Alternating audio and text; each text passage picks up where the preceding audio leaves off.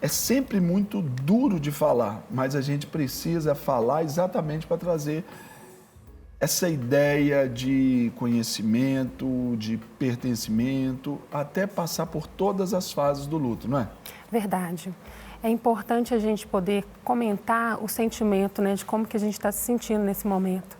Eu perdi 2 pessoas queridas essa semana, então me peguei aí nas 5 fases, né, para lidar mesmo com essa ausência que fica depois da saudade, né, da relação. Então, atualmente a gente percebe que a nossa comunidade ela não está acostumada a falar do luto, né? E o luto nós vivenciamos eles não só apenas com a morte de um ente querido. Esse luto é o tempo inteiro na perda de um emprego, né? Na ausência de uma pessoa que parte. Algo que pouco é falado, aquele luto invisível, por exemplo, uma gestante que perde ali o seu bebê, né? Não conheceu, não abraçou, não pegou, mas vive todo mundo. Isso aí passa, depois engravida de novo e toca a bola.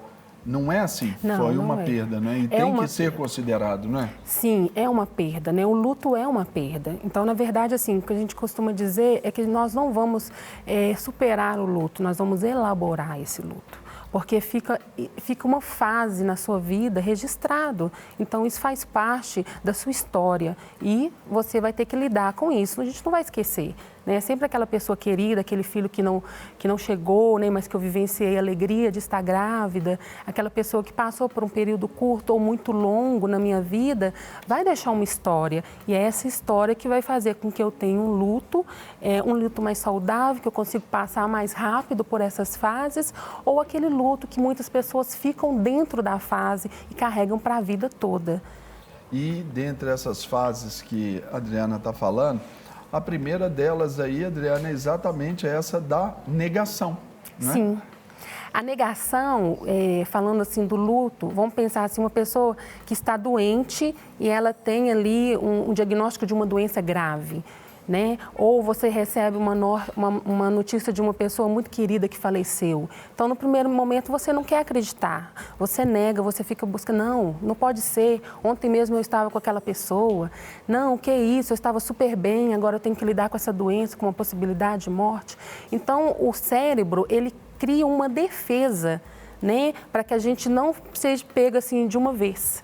Então, você entra na negação. E até porque também ainda tem essa ideia do luto que para a gente é sempre tão pesada, porque a fé cristã nos norteia a isso de que nós somos criados para a eternidade. Então, se tem um negócio que a gente nunca vai aceitar, a gente nunca vai digerir tão bem, é a questão da morte, né? Porque a gente tem esse DNA eterno aí que Deus nos deu, né? Que era para ser para sempre. Aí o pecado interrompeu isso aí, né? Sim, e até aproveitando isso, é que conscientemente eu tendo a pureza disso, era para a gente viver melhor os nossos dias. Aproveitar mais a companhia do outro, ter mais carinho, né? Porque a gente vive de momentos. Então, assim, a morte ela pode chegar a qualquer momento, mas como que eu tenho lidado com meu irmão, como que eu tenho sido filha, esposa, e assim, é de grande importância essa qualidade das relações, porque convivemos de vários papéis sociais e a gente se perde muitas das vezes no cotidiano, na rotina diária. E isso vai fazer um diferencial quando você for lidar com o seu luto, porque é a partir dessa relação, a partir desse momento que a gente se torna mágico, né? Como que eu converso, como que eu me comporto com esse meu irmão, com esse meu paciente, com esse meu amigo, com esse meu marido, é que vai fazer um diferencial para que eu possa ter. Vai nos dar esse sentido aí até de vida, né? Sim. Aí a gente então perde, tem essa ruptura e aí vem essa fase da negação. Logo em seguida, né, já em sequência, vem a fase da raiva. Comenta pra gente, por favor. A raiva, a gente pode perceber o comportamento, você coloca culpa, né? Tipo assim, se eu não tivesse deixado sair com aquele carro, não tinha acontecido o acidente. Se eu não tivesse ido naquele médico, eu vou procurar uma outra opinião. Então, você começa a arrumar ali, né, os culpados. E até as justificativas, né? Por que que Deus permitiu isso? Sim.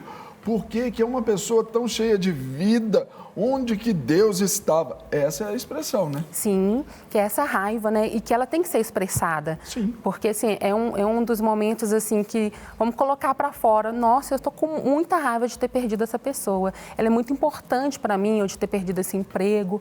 Só que muitas pessoas vão se apresentar de maneiras diferentes. E o adoecimento talvez aí vem onde não dá essa elaboração toda dessa fase, é quando a gente quer colocar essa raiva, que ela é natural, que exista, que vivamos, né? Na conta talvez só da tristeza.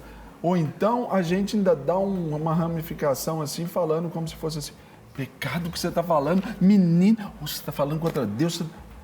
Tem esse lado também, né? Então a gente tem que considerar todas essas nuances, né, Ada? Sim, sim, e tem um pensamento assim, que é um momento de um sentimento muito forte, né?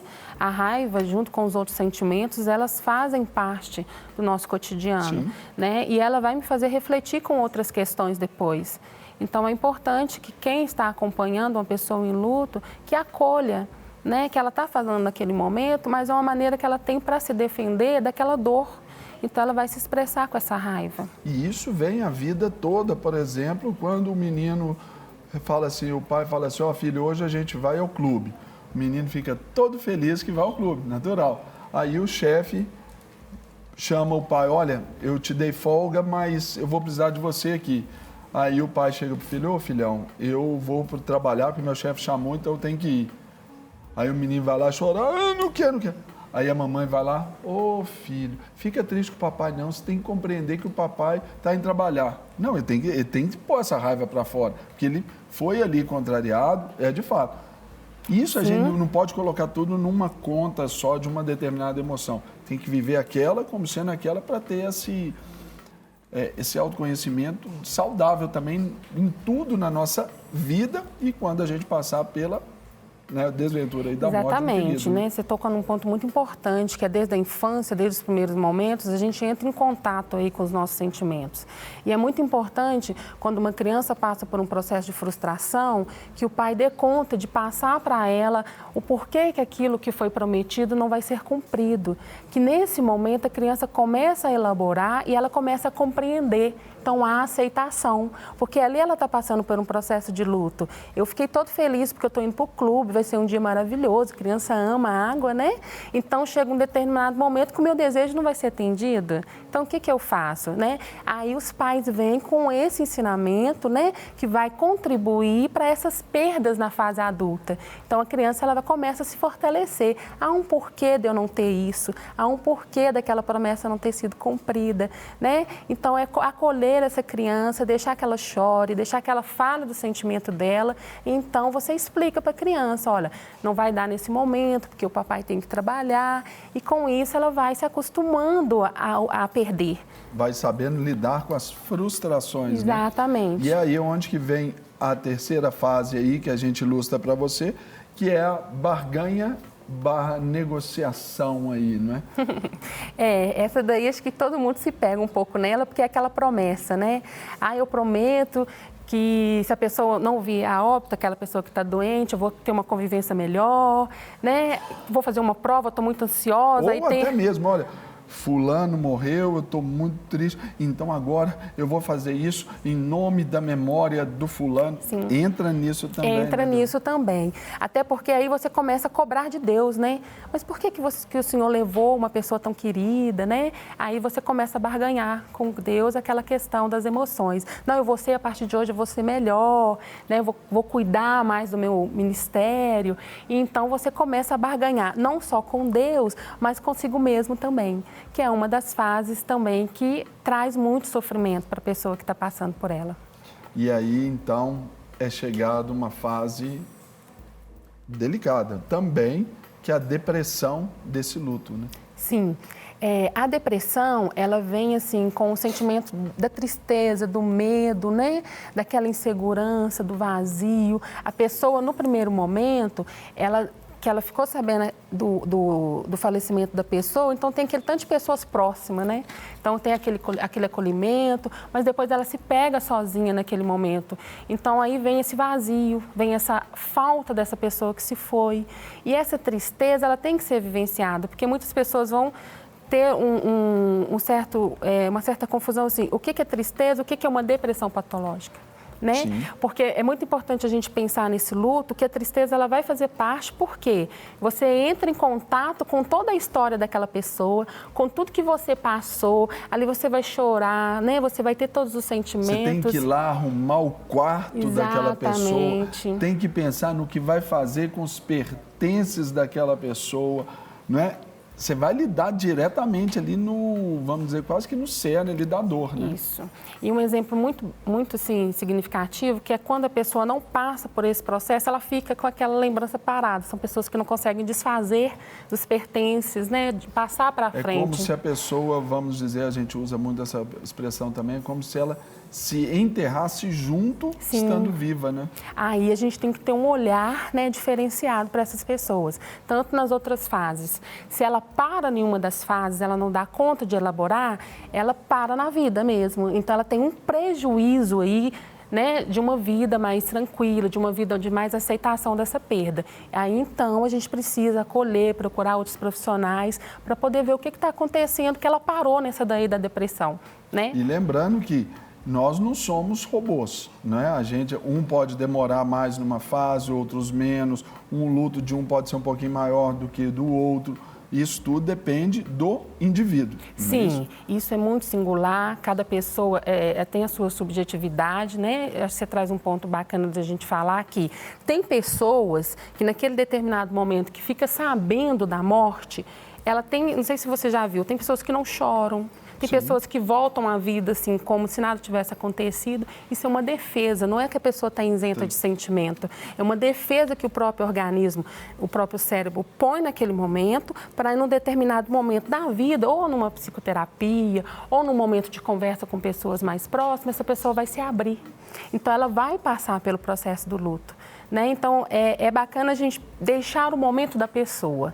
Porque ela, dentro da sua história de vida, dentro daquela criança que foi preparada a lidar com as frustrações, ela vai também lidar com essa frustração naquele momento. Aí a gente chega, então, na fase da aceitação.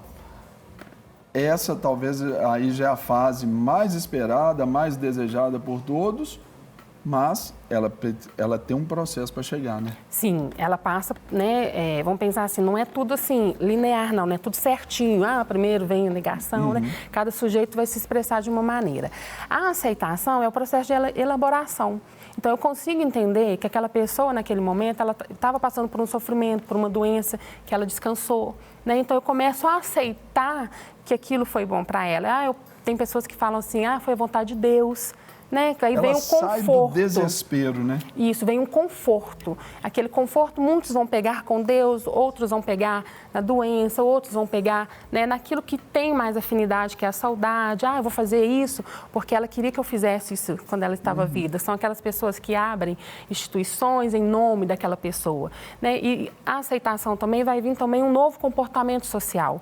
Tem pessoas que vão procurar as outras pessoas que passaram pela mesma perda, igual a mãe, né? A mãe, quando perde um filho, é uma dor muito forte que ela vai aí por muitos anos, né? Pro resto da vida. Então, ela começa a lidar com outras mães para escutar como que ela lida com essa morte. Então, isso vai confortando. Então, chega essa aceitação. Olha, eu estou passando o que você está passando, eu sei que não é fácil, mas vamos caminhar juntas? Vamos em Cristo, sim, seguir com essa dor? Sim. Então, aí vai a aceitação, que ela chega com a saudade.